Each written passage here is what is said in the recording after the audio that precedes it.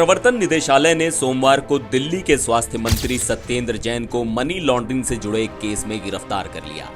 इस वीडियो में आपको बताएंगे आखिर पूरा मामला है क्या, लेकिन उससे पहले आपको बताते हैं सत्येंद्र जैन की गिरफ्तारी से जुड़ी उस भविष्यवाणी के बारे में जो 5 महीने पहले ही कर दी गई थी।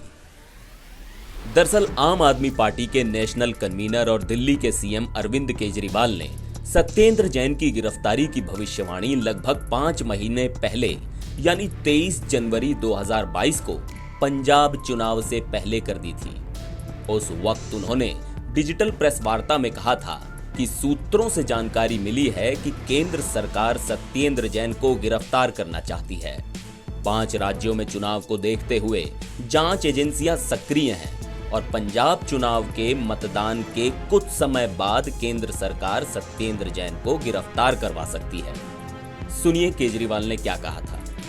हमें अपने सूत्रों से पता चला है पंजाब चुनाव के पहले आने वाले कुछ दिनों में ईडी सत्येंद्र जैन जी को गिरफ्तार करने वाली है। उनका स्वागत है। सत्येंद्र जैन के ऊपर पहले भी केंद्र सरकार 2 बार रेड करवा चुकी है। उन रेड में उन्हें कुछ नहीं मिला। फिर से वो अगर आना चाहते हैं, उनका बहुत बहुत स्वागत है। हालांकि केजरीवाल ने सत्येंद्र जैन की गिरफ्तारी की आशंका पंजाब चुनाव के दौरान जताई थी, लेकिन गिरफ्तारी उसके 5 महीने बाद हुई है, वो भी ऐसे समय में जब हिमाचल में चुनाव नजदीक हैं और सत्येंद्र जैन ही हिमाचल के इलेक्शन इंचार्ज हैं। मतलब आम आदमी पार्टी इस गिरफ्तारी को पॉलिटिकल एंगल देने में कोई कसर नहीं छोड़ रही है। कम से कम दिल्ली के डिप्टी सीएम मनीष सिसोदिया के ट्वीट से तो यही लगता है।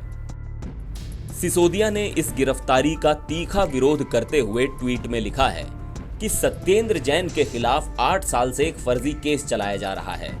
अभी तक कई बार ईडी बुला चुकी है। बीच में कई साल ईडी ने बुलाना भी बंद कर दिया था क्योंकि उन्हें कुछ मिला ही नहीं। अब फिर शुरू कर दिया क्योंकि सत्येंद्र जैन हिमाचल के इलेक्शन इंचार्ज हैं। हिमाचल में भाजपा बुरी तरह हार रही है, इसलिए सत्येंद्र जैन को आज गिरफ्तार किया गया है ताकि वो हिमाचल ना जा सकें। वे कुछ दिनों में छूट जाएंगे क्योंकि केस बिल्कुल फर्जी है।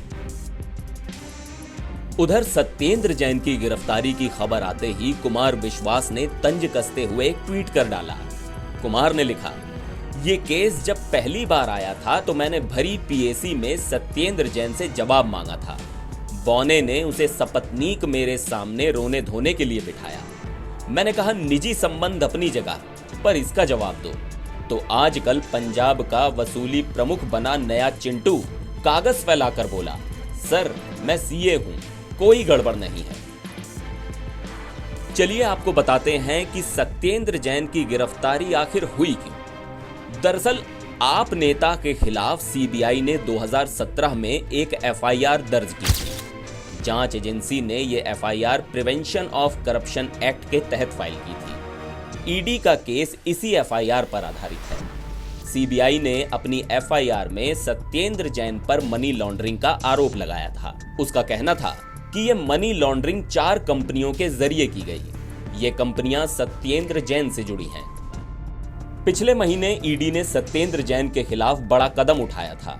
उसने अस्थायी तौर पर इन 4 कंपनियों के अलावा एक और कंपनी से जुड़ी 4.81 करोड़ रुपए की अचल संपत्तियों को कुर्क किया था।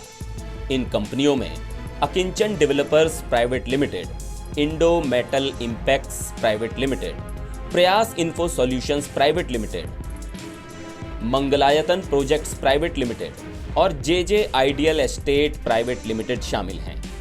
इसके अलावा आय से अधिक संपत्ति के मामले में स्वाति जैन, सुशीला जैन, अजीत प्रसाद जैन और इंदु जैन की संपत्तियों को भी कुर्क किया गया था। उस वक्त ईडी ने एक बयान जारी किया था। इसमें कहा गया था कि ईडी को जांच में कई अहम सुराग मिले हैं। जांच में पता चला है कि सत्येंद्र जैन के स्वामित्व वाली इन कंपनियों को कुछ शेल कंपनियों से 4.81 करोड़ रुपए प्राप्त हुए। हवाला रूट के जरिए कोलकाता स्थित एंट्री ऑपरेटरों को ट्रांसफर किए गए कैश के बदले इन मुखौटा कंपनियों से ये रकम प्राप्त हुई है। इस रकम का इस्तेमाल भूमि की सीधी खरीद या दिल्ली और उसके आसपास कृषि भूमि की खरीद को लेकर लिए गए कर्ज की अदायगी के लिए किया गया था। ईडी ने हाल ही में जैन को मामले में पूछताछ के लिए समन भेजा था। इससे पहले उसने 2018 में भी जैन से पूछताछ की थी। एनबीटी ऑनलाइन की रिपोर्ट।